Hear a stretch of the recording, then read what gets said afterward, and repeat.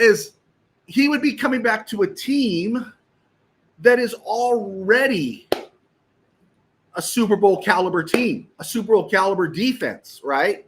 And yes, we want him. Great addition. In some aspects, you could say you need him, but he's not a deal breaker. And I'm just getting tired of the drag out, right? Feels like Ross and Rachel, right? You know, Ross and Rachel are going to get back together back in the day, or Aaron and the Rams are going to get back together. It's kind of wearing me out a little bit. And so I'd be really happy if the Rams let's just get an answer and let's just move on. I find it completely uninteresting going forward. We've all speculated on it, what that would look like. And we like it, but, you know, it's like speculating on, you know, what would happen if Jared Verse came back to the Rams as a free agent, right?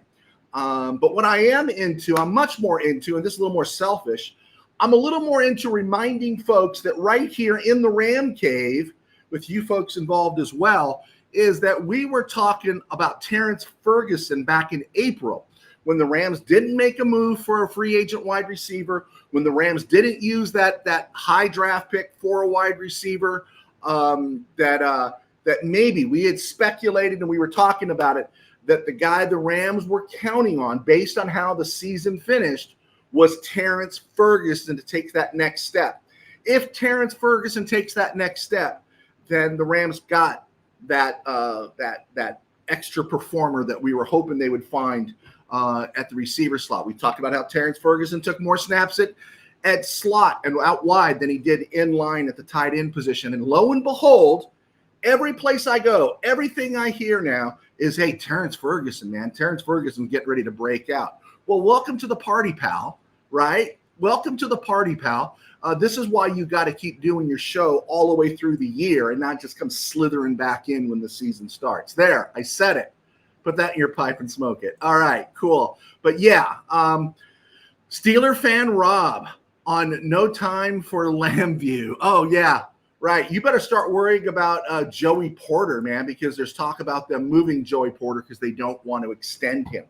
All right, I was browsing today. I was thinking about not doing a show, but I said I would, and I wanted to make sure I did it because I wanted to come on after tomorrow's game. But I was browsing around and I actually clicked on a link. Usually I see a link, I see the headline, and I figure I know all I needed to know about most of these headlines. That's 85 to 90% true.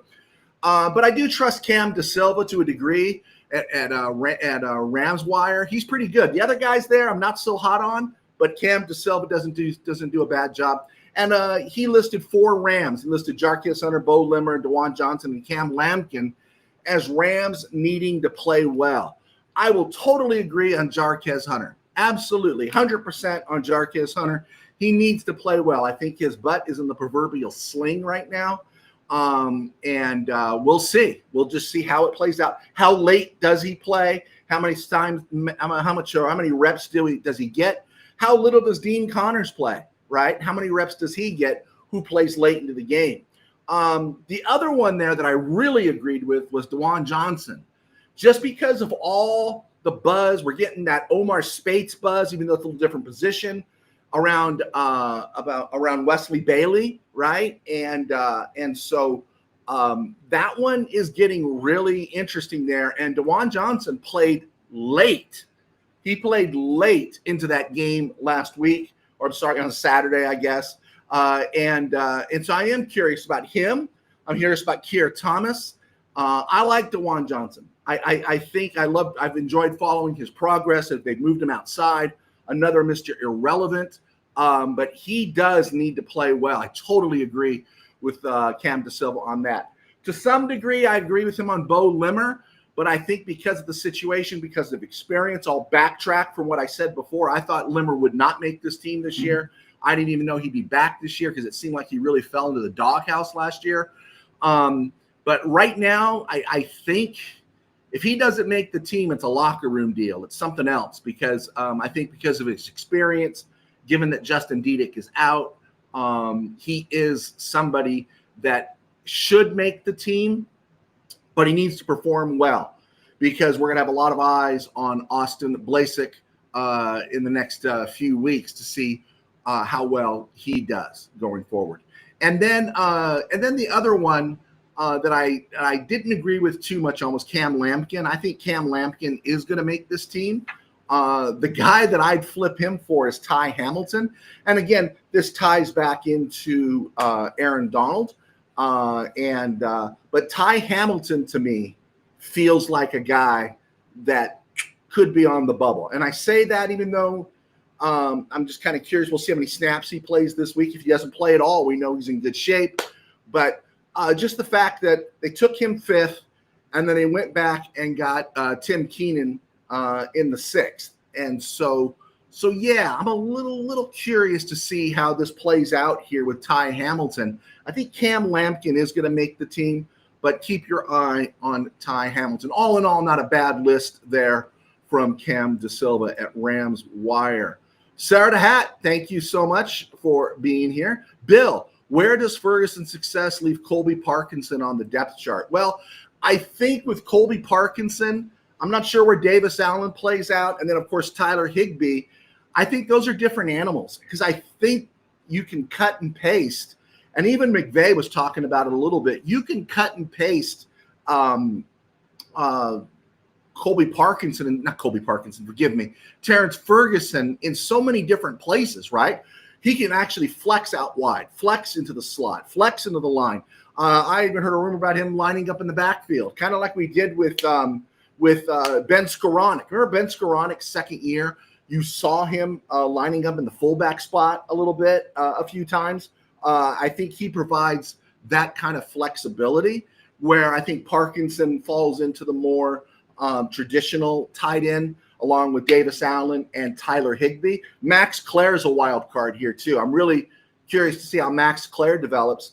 And then again, the other thing too is, can Tyler Higbee stay healthy? I know there's gonna be a lot of talk. Rams are gonna go into the season with 5 tight ends, but is Tyler Higbee always gonna be healthy, right? We know he's kind of just hanging on. He's the Ronnie Rivers of the tight end room. He's the Troy Reeder of the linebacker room. He's the comfort food. He's the guy that gets it. He's half coach, half player at this point in his career. I'm not saying Higbee can't produce, but I definitely think Colby Parkinson will be utilized, especially after the way he played last year. We'll forget the drop that could have led to a touchdown against Seattle, but Colby Parkinson came on, kind of a so-so first year, really good second year, made some big plays. I think the Rams are going to try to milk that dude for everything they got. But a couple things to think about with Colby Parkinson, right? You still got Terrence Ferguson. You drafted Max Clare. And the guy to keep an eye on is Mark Redmond. Does Redmond – there's just no way they can't waive him and try to slip him back onto the practice squad. Does Redmond play a factor into next year? Because – if Redmond's not around, I could totally see the Rams drafting another tight end. Davis Allen's contract will be up. Higbee will likely be done, and Colby Parkinson's contract will be up as well. So I think Parkinson's going to get as much juice as he got last time. Samuel Ansley, howdy, Joe. Tired of the what-ifs. Rams are primed already. Let's get this thing started. Okay, so if you're on YouTube, maybe you missed the opening act of my broadcast here. I said I'm tired of Aaron Donald. I'm tired of the discussion of Aaron Donald. Aaron Donald comes back, great. I want him to come back, but I really don't care. To me, it's a very boring story right now. That is incredibly jejune. It feels that way. Even though he's great and you want him back, we have to remember this Ram team is already a Super Bowl contender. The defense is already Super Bowl caliber. And yes, he would just be an amazing addition, which everyone agrees. But I really don't care anymore, right? I'm just tired of it, right? I've seen guys wait for girls to call them, and it's like, bro, if she isn't calling you immediately, dude, move on. And yet I've seen these guys scared to leave the phone, scared to miss a call because she might call. And she hasn't called for a day or two. It's like, dude, move on, man. He doesn't want you, right? And at a certain point, you're the Rams and Aaron Donald wants to play with you. You're not the Rams wanting to play with Aaron Donald. It's not his franchise. It's your franchise. And I'm not saying Donald's a bad guy, but it's like, bro, I love you, honey, but I just can't smile on this. Or I just can't keep on smiling. Make your freaking decision. If you're in, you're in. If you're not, you're not. You've had plenty of time to mull this over, right? Now, if you want to milk it because you don't want to be at camp, fine. At least sign the contract to come up with some fake pup injury that makes you physically unable to perform for the first 3 weeks or something, right? But I'm just sick of the discussion about it. All right, cool. Here's something else that De Silva didn't hit on when he mentioned Hunter Limmer, DeJuan Johnson, and Cam Lampkin. I brought up Ty Hamilton. But as much as Kanata Mumpfield and Jordan Whittington have been talked up this summer, you hear McVay talk. There's just been nothing but praise for Jay Witt and Mumpfield quite a bit, right? And McVay talks about who he likes, right? I've heard good things about CJ Daniels, but I haven't heard the huge over the top stuff for CJ Daniels. And so I'm just wondering, I'm not saying his roster spot is in jeopardy, but I am saying that maybe he could wind up further back on the depth chart than we thought he would be. I think CJ Daniels needs to impress this week. How much playing time is he going to get, right? Is he going to do something? He wasn't bad. Gosh, he wasn't. I'm not saying he's bad. But, we've heard so much about Mumpfield and Whittington, and we're not seeing them on the field. And also, there is a clear battle going on, I think, between Xavier Smith and Brennan Presley. Is there any room here to think that one of those guys or both those guys take the roster spot in the 6th rounder, has to take his chances on the waiver wire? I'm just throwing it out there. He was a 6th round pick. And not every late round pick is going to be a home run for the Rams. I could be completely wrong, but I just haven't heard the pop about CJ Daniels this summer as much as I've heard about Jordan and Kanata, right? I think there's something to that. So I think it's worthwhile keeping an eye on his snaps. Bill, did McVay say who will start at quarterback on Saturday? I did not see that. My guess is, I think we talked about this on Wednesday's show or Tuesday's show, is if Stetson Bennett starts and comes out, 2 series in, we know what it is. Okay, we know it's all set. If Ty Simpson starts and Stetson Bennett doesn't play, then we know what it is. It's perfectly understandable. You get it. Ty Simpson needs as many reps as he can get because he's probably not going to play for 2 years, right? Hopefully he won't play for 2 years, right? The only reason it becomes an issue for me, and maybe for you guys, or maybe you guys got a different take on it, if Ty Simpson starts and is replaced by Stetson Bennett, then I think we got a real competition there. Something has changed, right? As it is, Stetson Bennett either starts and doesn't play, and I think he's locked in at QB2. But if Ty Simpson starts and then they bring in Stetson Bennett, then I think it's an issue. I'd like to see Ty Simpson go the distance, maybe give a couple of throws to Matthew Caldwell just for being the camp arm. But yeah, I would that would be the one thing that would raise a thing with me. But I don't know exactly who is going to start this week. But everyone, I mean, I've already seen the other blogs. Cut Stetson Bennett, trade Stetson Bennett. Stetson Bennett sucks. Stetson Bennett's been an absolute bust. He's a 4th round pick, right? So yeah. I think Stetson Bennett is going to be QB2 this year. Next year's a different story. I think next year Bennett's contract will be up. He'll have other offers. He'll have an opportunity maybe to move on. And then we'll see what happens with Ty Simpson. Ty Simpson should definitely be quarterback 2 next year if he's progressing. And then we don't know. Rams win a title, maybe. Matthew Stafford decides to ride off into the sunset. If he decides to come back, I think Ty Simpson's going to be number 2. Let's see here. Let's see what we got here. Boom, boom, boom.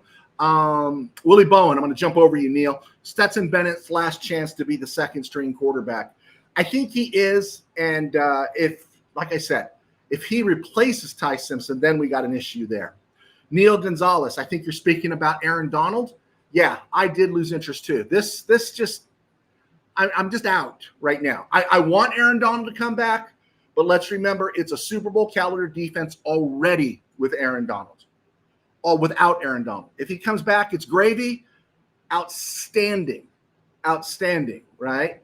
And stuff. But I just remember the Rams shouldn't be pursued. It should be Aaron Donald pursuing the Rams, right? All right, let's keep rolling here. A watch for snaps for Bo Limmer, Dylan McMahon, Austin Blasky. All right, cool. What else we got here? I think we're good. I want to keep going here. Yes, this one right here. Boom. They come and they go, Hobbs. They come and they go. One more time. They come and they go, Hobbs. They come and they go. Yeah, they come and they go, right? Players come and go. And Taylor Rapp. Remember Taylor Rapp? Rams spent, a second or third round pick on that guy? Taylor Rapp went to Buffalo, and he played a couple years in Buffalo, got hurt, and now is signed with, the Denver Broncos. So good for him. Problem with Taylor Rapp was he was lousy in coverage, and then his tackling was really suspect, right? Rams drafted him, I think, was it second round 2019? And he was energetic. He could hit a little bit, but he got lost in coverage, and there were missed tackles. So good guy. Rams didn't give him a second contract as a safety, and they moved on for him. He is signed in Denver. You saw the Chargers 49ers last night. Chargers can keep kidding themselves about Trey Lance and DJ Uiagalelei, but Mac Jones is what you should be looking for in a backup. And yes, I'd trade Stetson Bennett for Mac Jones in a heartbeat, right? In fact, Mac Jones kind of scares me, to tell you the truth. He scares me more than Brock Purdy. Bill, disappointed that Stan didn't replace the turf with grass. It worked for soccer. Absolutely. I don't get it. I'm right there with you, Bill. I do not get it, right? Neil Gonzalez, hi, Pastor Joe. Would the Rams keep 3 quarterbacks if Ty is the real deal? Yeah, because right now Stetson Bennett doesn't have any place to go, right? He'd be the insurance emergency quarterback. Would he want to stay in that role? That's a heck of a leap for a guy that's been around 3 years, right? That's a heck of a leap, right? And also, he'll have no trade value if you declare him your third quarterback, right? So yeah, that's going to be interesting to see how it plays out. I'm still thinking he's going to be QB2 for this year. Willie Bowen, Connors is my choice for fullback. I'm rooting for Connors just for you, Willie. Just for you, I'm rooting for Connors. Note about last night's game. I don't want to rain on Fog City's parade last night. It's going to be their only win at SoFi this year, right? Oh, I think they come back to SoFi, don't they? But their starting cornerback, the one on the other side of Diamore de Lenore, Renardo Green, injured a hamstring last night against the Bolts. I thought that was kind of interesting. Looking within the division, and I wrote about this in FanView today. You can read FanView. It's up on the board there. Should we still be waiting for a breakout season from Marvin Harrison with the Arizona Cardinals? I mean, he's heading into year 3, right? I'm just curious, right? You know, the biggest game I ever saw him have was the game against the Rams, and Trey White was trying to guard him. And Trey White wasn't around for a couple weeks later. Trey White was gone, right? I don't know. Marvin Harrison feels like a bit of a bust at this point. Wilson there in the Cardinal land seems a little more dangerous to me. And the funny thing was, too, I thought about this. Does Harrison's slow career start give you any doubts about maybe Carnell Tate, and who was taking number 4? He was taken 4th overall this year by the Titans. And maybe because everyone's been talking about Jeremiah Smith with Ohio State this year, delving into college football a little bit. You got some doubts about Jeremiah Smith a little bit? I'm just throwing it out there. Speaking of wide receivers, watching the Raiders last night in Houston. Hey, whatever happened to those Jack Besh and Cooper Kupp comparisons, right? It's funny seeing names that are put on the waiver wire that were part of Rams mock drafts. Matt Waletzko, right? He was just waived. He spent some time in Dallas. Tariq Castro Fields, I think it was Eagles that put him on the injured list. Jaden Higgins has been out for the year with the Titans. And then Jack Besh. Remember, Jack Besh was a guy, hey, man, he's got all that Cooper Kupp, swag to him. And I'm just kind of wondering what happened to those Cooper Kupp comparisons with Jack Besh, because he doesn't seem to be really standing out there in Las Vegas. So curious to know your thoughts on that. Again, speaking of wide receivers, did you see A.J. Brown and Jalen Hurts hug it out the other day? That was really nice sportsmanship and all that. But if I were a Philadelphia Eagles fan, that doesn't make me feel better. I want to know why I had to get rid of an elite receiver because him and my quarterback can't get along. What's the problem there, right? They can hug it out now, but I just lost a weapon. I got an aging Saquon Barkley. I got an aging offensive line. I got a quarterback that no one wants to admit has limitations. Good quarterback, won a Super Bowl because he's a competent quarterback. He's just not a great quarterback. And I took away a weapon. I moved A.J. Brown to New England, and it's great. It's all nice and warm fuzzy that they're hugging each other right now. But, that one kind of made me laugh. Second question here. Do you take a football commentator, analyst, broadcaster, or sports writer seriously when they rank Baltimore Ravens quarterback Lamar Jackson no lower than third when listing the NFL's top quarterbacks? Because as soon as I hear that, I just don't take them seriously. We have 97.1 The Fan out here. I was switching stations. We have 4 sports talk stations. 2 of them are ESPN, 83 and 710, the old KMPC. And then you've got 57. And then you've got 97.1, The Fan, that just opened up. I'm giving it a shot. It's okay. But I actually heard somebody on there saying, declaring that there's no one better than Lamar Jackson. Lamar Jackson's the third best quarterback in the NFL. And it's like, okay, you don't know anything about football, right? If you think Lamar Jackson's the third best quarterback in football, run along to Camp Snoopy, kid, because you just don't know football. And am I being a little harsh on that? I'll take your word and your thoughts. Finally, the Seahawks lose Jake Bobo. I only bring it up. He's not a key figure there. Special teams guy, UCLA, to a knee injury. And then the rumors today where the Steelers could possibly looking to put Joey Porter on the market, Joey Porter Jr., which I like Joey Porter Jr. I think he's pretty good. It was his second round, 33rd overall a few years ago. But his contract comes up at the end of this year. And it's a real sign of a change in Pittsburgh. Steeler fan Rob should be, I don't know if he's going with the flow or not, but he's kind of a chameleon. But as Joey Porter, who's been a competent quarter, comes up to the end of his contract, I'm surprised, the Steelers haven't done what they've done with every one of these guys the last 50 years, and that's to extend a defensive player. But I don't think he's worth the money that he'd be asking for. Right now, he's listed as having a market value of 3 years for 70 rocks. It's about 23 rocks a year. I like Joey Porter, but that's a lot of lechuga for that guy. He's not Devin Witherspoon. He's not Trent McDuffie. So I'd be a little hesitant to sign him too. And what a statement for the Steelers if they actually did move off of him, knowing that maybe because of McCarthy's influence, maybe they want to look to a little more offense and building up the offensive side of the ball. Just some thoughts there around the NFL and other places. 97.1 is bad. Oh, Dino. Okay, so you kind of agree with me. I'm not saying it's just unlistenable, but there's just stuff there that sometimes I'm going, man, did you do your homework, dude? Did you do your homework? And that's the part that bugs me if you're going to rap about this kind of stuff.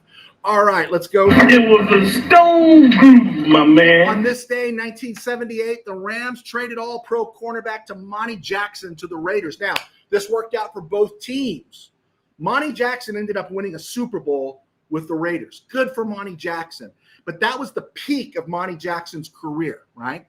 In return, the Rams got a first-round pick, which turned out to be George Andrews in the 1979 draft. Now, people might shake their heads at George. George Andrews was going to be a beast, but knee injuries short-circuited his career. I think by 84, 85, he was done. But George Andrews was a good football player, and it just didn't work out for him because of injuries. The third-round pick they got in 1980 for Monty Jackson was converted into Leroy Irvin. If you want to see something, look at that 1980 Rams draft. That Rams draft in 1980 includes John Johnson, the original iteration of John Johnson out of Texas, Irv Hankey, Leroy Irvin. It was a great draft for the Rams, and Leroy Irvin was a starting impact player for the Rams for a decade. They paired another third-round pick in 1980, or a second-round pick in 19 with Bob Brzezinski to the Dolphins, and they moved up in the draft for that. And there was another third-rounder they got in 81 for Monty Jackson that they sent to the Redskins in the Barry Redden deal. So pretty interesting stuff there, how it played out. Monty Jackson actually came back to the Rams in 83 and had a cup of coffee there for a hot minute, and then his career was pretty much over. The Rams swapped him and Pat Thomas. They were both done, right? But Monty Jackson was he had a nice run with the Rams. He was drafted first pick, I think, second round in 75, and I think he was part of the John Hadle deal. And he made All-Pro by 76. He was fantastic. Wanted more money, and the Rams shipped him off to the Raiders. There you go. On this day in 1979, the Rams cut Dwight Scales, who had been a special teams guy for the Rams, San Diego State, I believe. Was he San Diego State? I'll let Mr. Burns correct me on that one. But Dwight Scales was drafted fifth round. Oh, out of Grambling. I'm sorry. My bad. Dwight Scales was fifth round, 1976 out of Grambling. Spent 3 seasons with the Rams, 76, 77, 78.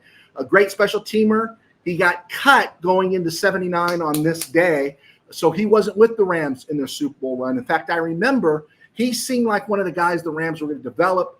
I remember when the Rams signed him and Preston Denard, and they were celebrating after the playoff win over the Vikings. And I remember my brother and I looking at each other saying, yeah, enjoy it, Denard, because you're not going to be around much longer.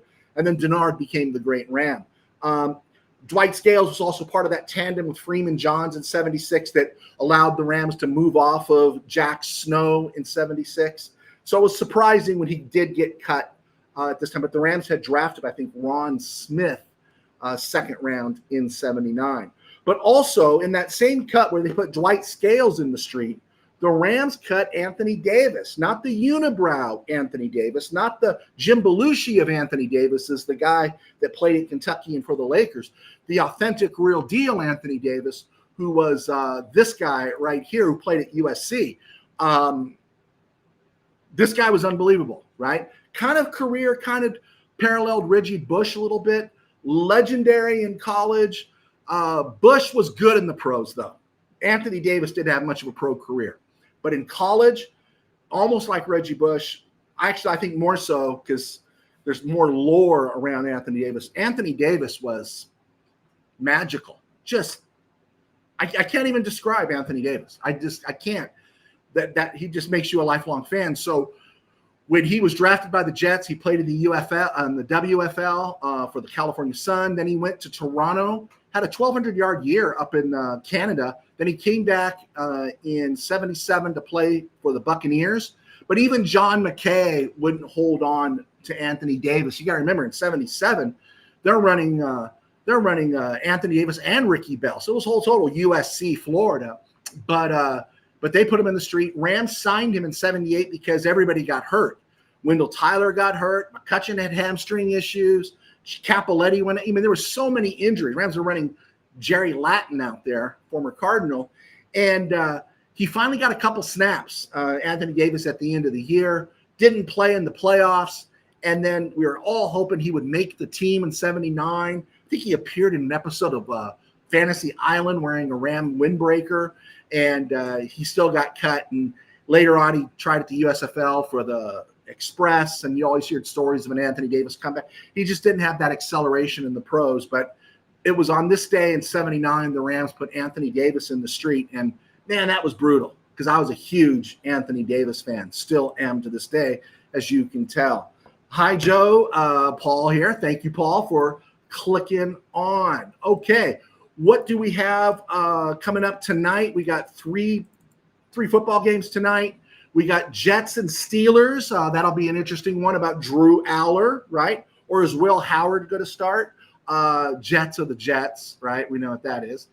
Panthers, Jaguars.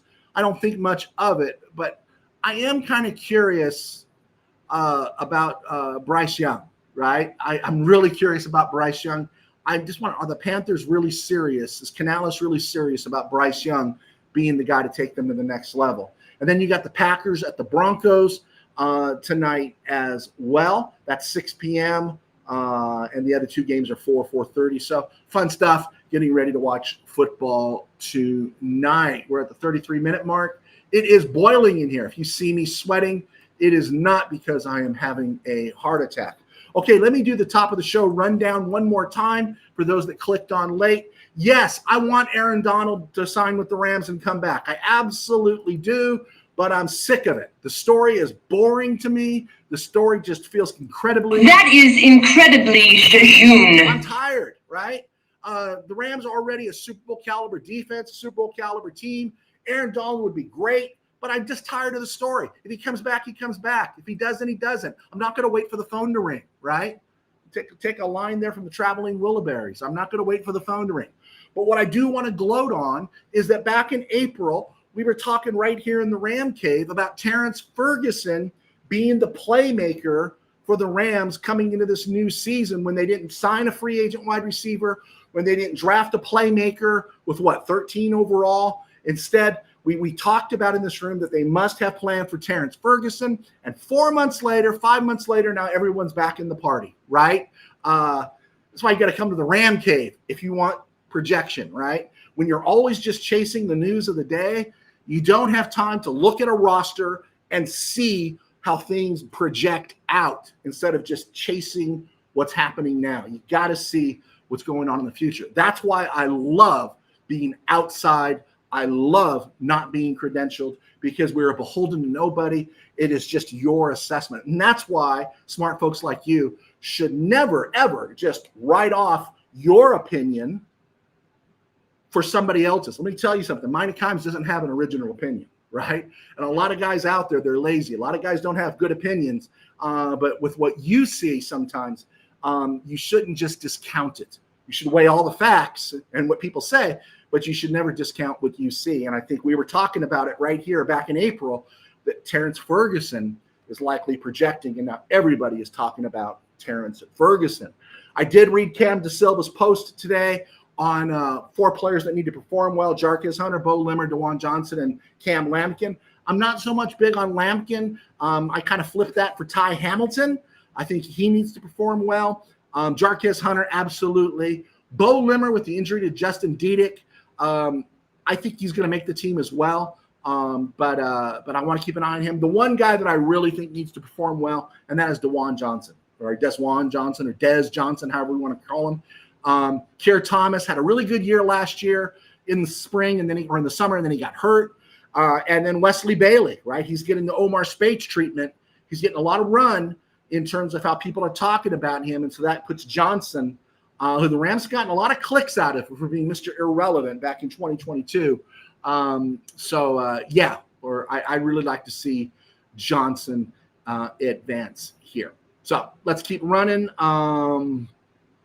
Players that I think keep an eye on is, as much as Kanata Mumfield and Jordan Whittington have been talked about this summer, I think C.J. Daniels needs to impress. I think C.J. Daniels is good. I'm not saying he's going to get cut, but I'm saying I think the idea is that he would elevate above those guys. And I know we're conditioned every time the Rams draft a receiver late, we think they've stolen something.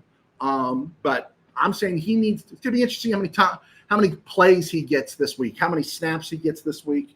And that's going to say what the Rams think about him. And I'm not saying he's going to lose his roster spot, but there's a clear battle between Xavier Smith and Brennan Presley going on.